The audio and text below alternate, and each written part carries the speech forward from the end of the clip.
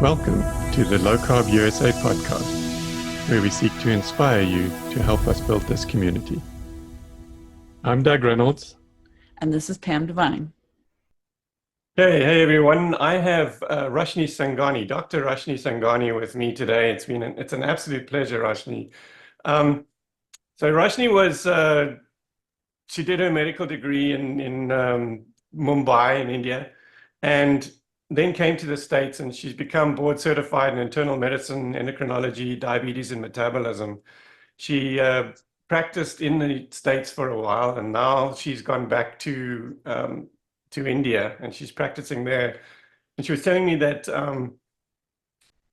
during the pandemic, they were kind of forced to go to like a virtual model for the practice, and it seemed to work so well that they've kind of stuck with that since then. And it's really interesting. I think it's the first time it probably exists, but that's the first time I've heard of anybody that still has a 100% virtual program, outside of the pandemic.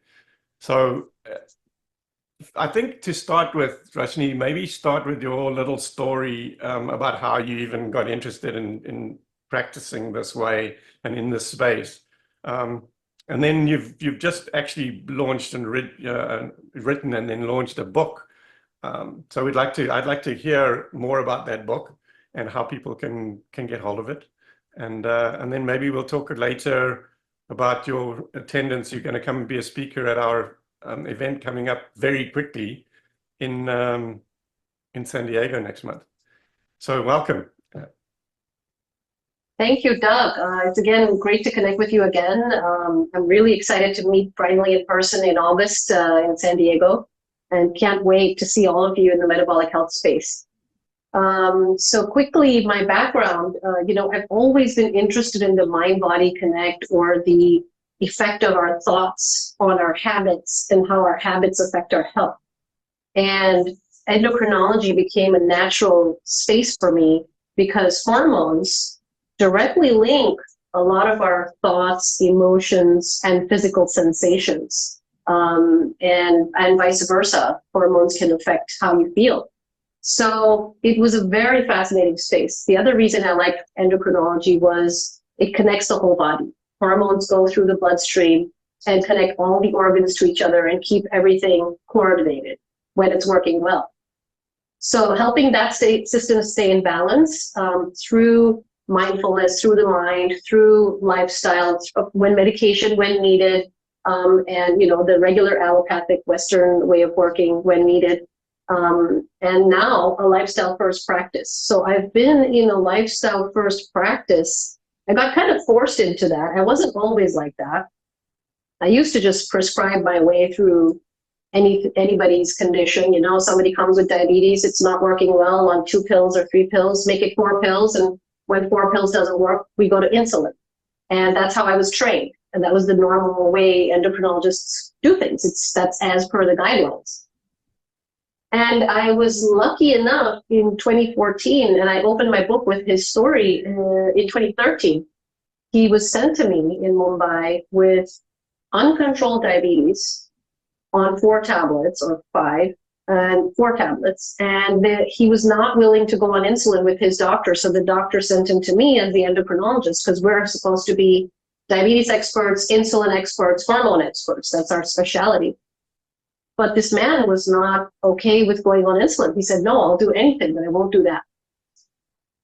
And, people like this get a label in the healthcare system called non-compliant. So that's how he was sent to me, is he's not complying with the doctor's advice.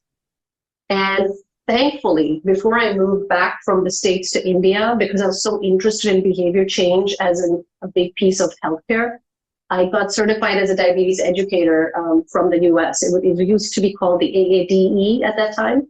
Now I think it's called ADCES. And it's the way to educate someone with diabetes. So I had that knowledge in the back of my head, and I had all this endocrinologist knowledge in my head, and I had this person who did not want to go on insulin. So I didn't want to end the relationship. I wanted to work with him. He was willing to hear anything I had to say besides insulin. He was all ears, So he was clearly interested in his health. And that's where I wasn't able to really work with this word non-compliant, because he's sitting there and having a honest, earnest conversation with me. So that's when I started talking to him about, will you reduce your carbohydrate intake? I did like a diet recall, and I found out that he was eating quite a bit of carbohydrates. In India, we have something called chapati or roti, and he was eating 10 of those a day. I was like, can you reduce that? Yeah, like 4 to 5 of those per meal. It's like, can you reduce that to half if you're not okay with insulin? Because I think if you reduce your carbohydrate load, my diabetes educator hat tells me, and my endocrinologist hat tells me that that might reduce your carbohydrate, your glucose load in the blood. And from there, we started. And a year later, he was very well managed with just 1 tablet. So his tablets actually started coming down. He never ended up needing insulin from me. And that started my journey of lifestyle first. And, I think the whole thing is that this brings me to the topic of my book and about what I'm going to be talking with you all in August in San Diego is, what is this whole behavioral piece? Everybody knows that diet and exercise or eat less, move more would be good for you. And still there's a lack of clarity. I don't think it's a lack of intention or a lack of will on the part of the patient. I think if a patient is in a doctor's office, they're there because they want to get better. They're not there because they want to stay sick. And if healthcare workers could remember that more often, they might not be in a confrontation with the patient, and they might be able to understand what is causing the patient mental or psychological distress when it comes to living with diabetes. And the whole technique is now what I'm empowered with is something called motivational interviewing, which in the diabetes educator space is a flip in the model where not compliance. We're not here to get patients to comply with what we say, because that keeps the authority and power in the hands of the healthcare worker. It's not an equal relationship. Versus, can we empower them with the knowledge that they need so that they can make different choices? Because we know they want to do well. We know that they want to be healthy and have a good life. That's just a basic understanding. And that's where motivational interviewing is something Dr. William Miller and Steve Rolnick have been developing over the last 40 years. It's a coaching and interviewing technique. And the word interview, I've been lucky enough to train under Dr. Miller, and right now I'm working with him to deliver motivational interviewing training to 250 Indian healthcare workers currently. We're doing that online. And you understand that he chose to call it an interview because that takes away the power. Is a young journalist could be interviewing a president of a country, or a boss could be interviewing a potential new employee. So the word interview could be both ways. There's no obvious power either way. And motivational interviewing keeps the helper, which might be the doctor, the healthcare worker, the coach, the parent, a healthcare professional, as the helper, and the client or the person who is in need of some kind of help. How do you have them get this client to think about what they want to change so that they can be the ones deciding what they want to change from within? And that seems to reduce their stress and also help them do something sustainable versus do some crash diet for 2 weeks and then, oh, I couldn't stick with that. The couldn't stick with that is often because it was pushed on me from the outside and it wasn't my idea to begin with. So the trick here, or the skill and art here, it's not a trick, you're not tricking anybody, but the skill here is how can you help them get in touch with their internal drivers for why they wanted this in the first place. Wow. Just so you did a talk for us, and we have these grand rounds in the SMHP, and you did a talk there as well. Just so everybody knows, it's probably one of the best talks we've had in that whole series, in terms of the content for one thing, but also just the way that you prepared for it, and the interesting slides in that you made and everything. So I'm really looking forward to your talk next month. And I even said to you, I think that maybe we should get you to do a course on Yes. how to create a presentation that we can Mhm. put our other speakers through, because so I'm looking forward to that for that reason alone. I'm happy to help. Yeah. Happy to help. Happy. Yeah. So yeah, we're talking about your book. That's exciting. You've just published it, right? Or very recently. So It's tell us. fresh off the press. All right. Yeah. Tell us about your book, man. Is it okay if I hold it up? Of course. Okay. So this is the hardcover. Okay. It's Turnaround Diabetes, the step-by-step guide to navigate type 2 and type 1 diabetes with less medication. Okay. And I've been blessed that this book has been endorsed by the greats like Dr. Jason Fung, Dr. Ben Vickman, Dr. Eric Westman, Dr. Medha Munshi, Dr. Ian Lake from the UK, and so many more people who have lived with diabetes, some of my mentors and educators who've taught me along the way, colleagues from India. So this book, I put my heart and soul into this book, and it's not just a book that tells you to eat less and move more. On the contrary, this book is meant to be your companion if you either have diabetes, you want to prevent diabetes, you want healthy lifestyle change in general, because a lot of this book is not diabetes jargon at all. It's about what stops people from changing their habits when it comes to nutrition, sleep, stress management, exercise, and maybe intermittent fasting as an optional strategy. So I talk about why people get stuck in each of these departments, how to overcome those things. And again, not just from, oh, if you're craving a sweet, then eat a fruit. I don't even do that. I help you look at your thoughts. And I'm not a therapist, but as having learned motivational interviewing and having worked with thousands of people on this over the past decade, since I met that first gentleman, and over the years, I've just gone out of my way to geek out in the subject of behavior change. And I did the SMHP training also, so that we're not sort of unqualified when we're making nutrition advice as well, through the Nutrition Network. And what I give you in this book is, I hope that every question you have about how can I stick with these habits long term, because I want to.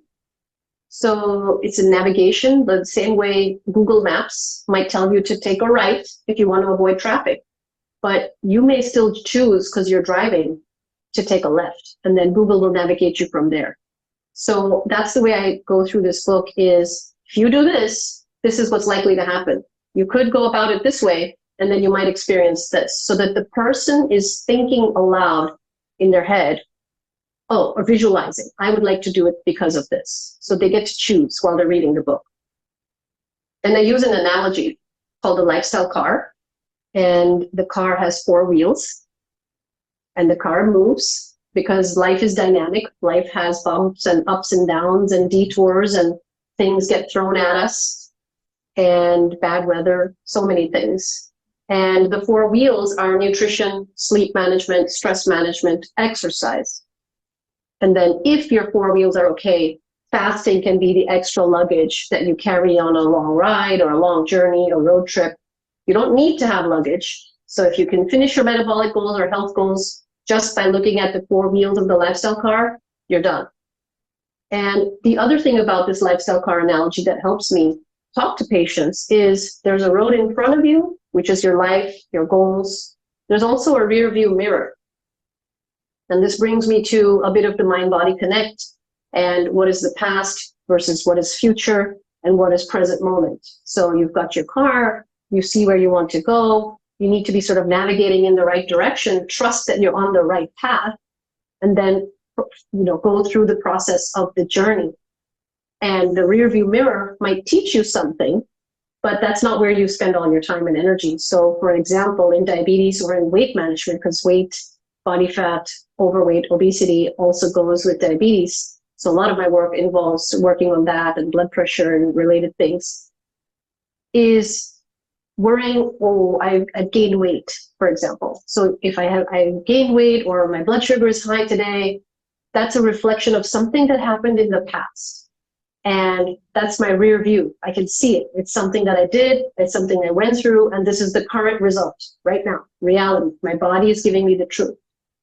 And then as I want to go forward towards my destination, how do I want to adapt? How do I want to navigate? And it wouldn't help me if I just stopped driving and keep worrying about the fact that I gained weight or I've got a spike in my blood sugar and I stopped driving and I'm wondering how I'm going to get to my destination. So it's about in the present moment. Are you still taking action? Are you still thinking? Are you still adapting?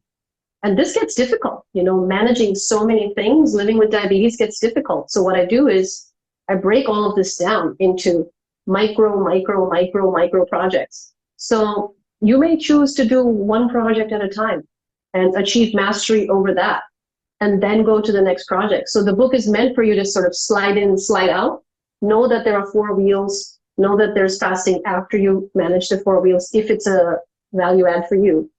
And obviously working with your doctor to make sure your medications are safe to do this. But you should be able to come into the book for a specific question at any stage in your journey and get that clarity and keep moving. Oh, that's amazing. You said like I'm not a therapist, but you're familiar with Dr. Rob Sivas as well, I think. Yes. And I've learned so much from him in terms of the fact that in order for people to be successful on this journey, so many, the majority of us are addicted in some way. And so he approaches it from an addiction perspective. Mm-hmm. But he always talks about providing people with emotional management strategies and stuff like that to be able to manage these addictions so that they're able to stay on the path. I mean, up until I met him and sort of interacted with him and learned from him, I was very intolerant of people that said it was so hard, or people that weren't successful, because I am at the bottom end of this addiction spectrum. So effectively, I didn't understand any of that at the time, but I see now that I wasn't. So for me, it was easy. I just eventually, when I saw the science and I said, okay, this makes sense, I'm going to do it. That was it.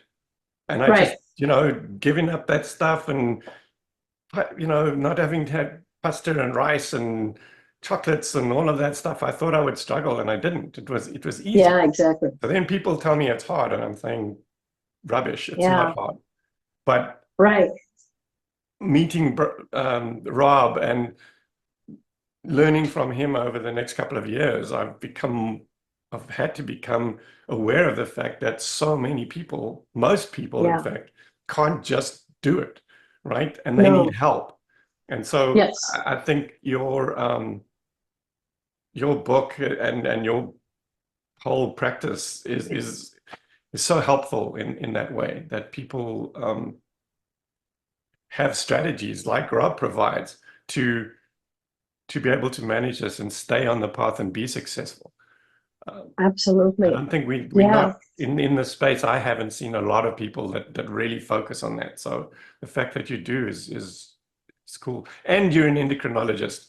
So that's always exciting to me. There's so few endocrinologists that really get it. Somehow, of all the different sort of genres or specialities or whatever, they seem to be, as a group, have their heads in the sand more than most.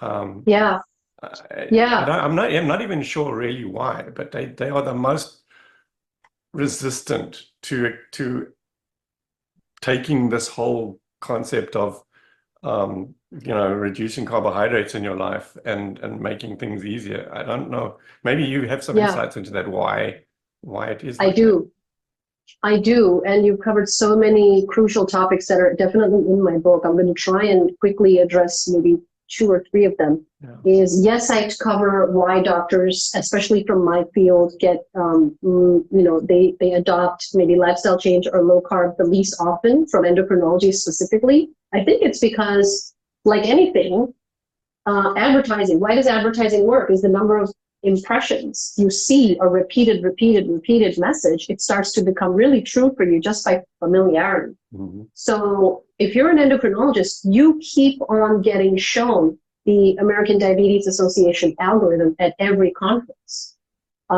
Pharmaceutical representatives will come by and flip the charts and remind you, or maybe it's PowerPoint now.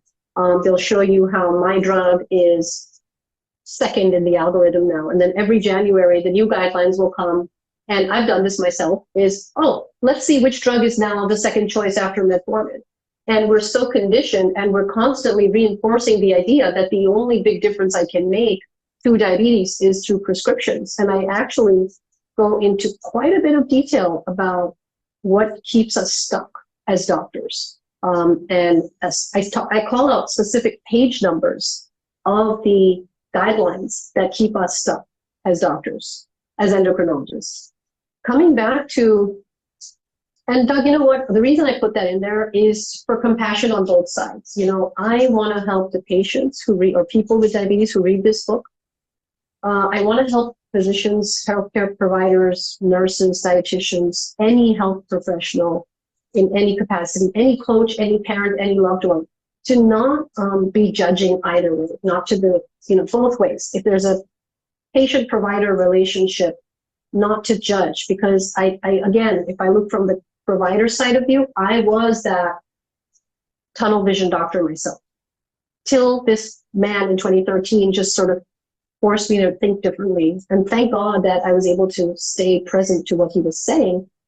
And maybe a lot of us just haven't had that opportunity. So I hope that more and more people can wake up to this, because it's honestly a more rewarding way of practicing. Did you know that and I talk about this, the burnout rate amongst diabetologists and endocrinologists is extremely high? Well, I think amongst medical practitioners and in general, I think, you know, you guys all go into medicine with the idea that you want to help people, right? And Yeah. following the traditional guidelines, you, at least for the chronic conditions, you don't end up helping people at all. No, And it's a revolving door.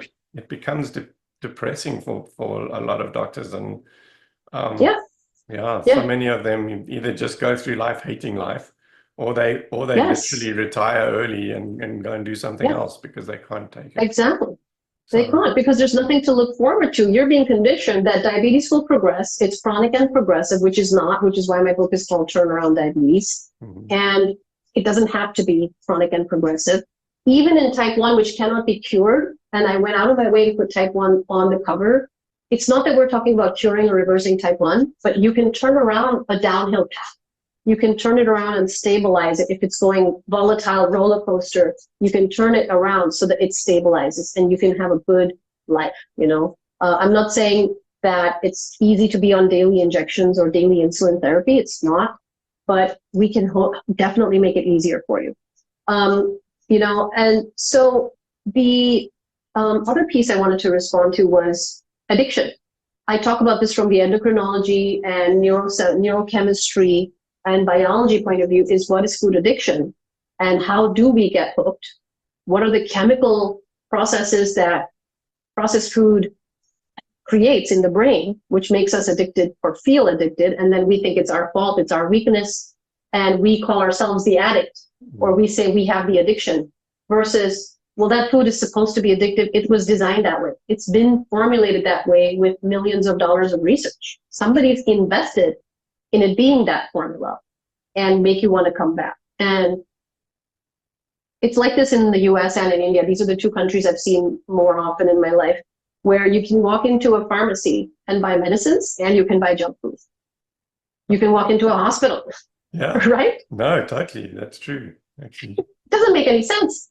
And you benefit from my money both ways. Either I'm sick or I'm going to make myself sick, you know, by eating these things. Or hospitals have junk food. So it's the addiction is not a moral, mental weakness. And I feel even worse when we now say, you know, the whole semaglutide bit. I'm not judging if you need it. If it's been life-saving for you, it's great. And I talk about that too in the book. But for us to say that you need a medication to stop food noise what is food noise? It's not noise. Like, I put these on to block noise because there's a new building that's being built outside and they're hammering and drilling away. So I'm canceling noise. But if my own thoughts are noise, that means I don't have power over my own thoughts. I have to be on medication.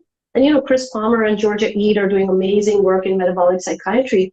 Some thoughts could be, you know, just spontaneous thoughts, but maybe changing your metabolism, changing something small. I'm not saying it's easy, but to say that semaglutide is your best friend when it comes to managing food noise, I think we're not giving people enough information about other alternatives, and we're not marketing lifestyle options that could reduce food noise. I see it every day in my practice, how people's food noise goes away. They say, I'm so full, I don't have cravings anymore. I got through the whole day without thinking of my favorite cup of chai, because in India we love chai. And it's a very actually common addiction to be addicted to small cups of sweet, concentrated chai. It's like sugar and caffeine. Mm-hmm. So instead of, you know, cola beverages or soda beverages, a lot of your addiction will be looking like small shots of sweet chai. And they'll say, I got through the day without craving it. And so to me, that's the reduction of food noise. But we're not marketing that, and we're not pumping millions of dollars into advertising that that's your best friend. It's not as glamorous, and it's not a quick fix. But for anybody who's looking, or it might be someone who's on semaglutide and now wants to get off, these are ways to help you also do that. So there's a lot there in terms of food addiction and helping people realize. So in fact, my stress management chapter in my book is the thickest chapter. Most pages. Yeah, no, that's, I think that's one of the things that we've also learned since we first started doing this, and it was all about the ketogenic diet, right, to start with. Yeah. But we, you know, have become aware of the fact that there's, yes, that's a very important component of this lifestyle change that you need to make. But if you don't address the other issues like sleep and stress, that you quite likely to fail as well. Right. And this diet doesn't work or whatever, but there's these other things that are contributing to the fact that as a package, this is not working for you. So exactly, the fact that you're highlighting that for people is really important. Yeah, no, this has been amazing. I'm so excited about this book of yours that's come out, and even more excited to meet you in person next month when you come out to San Diego. I'm really, really looking forward to that, to listening to your talk, and and sitting at dinner and chatting with you. So thank you so much for taking the time to do this, and we'll see you next month. Thanks, Doug, for your time today. And again, it's going to be wonderful to meet in person. So, and I know you're putting in so much effort for this event, for the January Boca event. So I'm excited to catch that flight and come meet you all. Awesome. I look forward to seeing you then. Okay, see you soon. Okay, bye. You've been listening to an episode of the Low Carb USA podcast. You can support us on Patreon at patreon.com/lowcarbusa.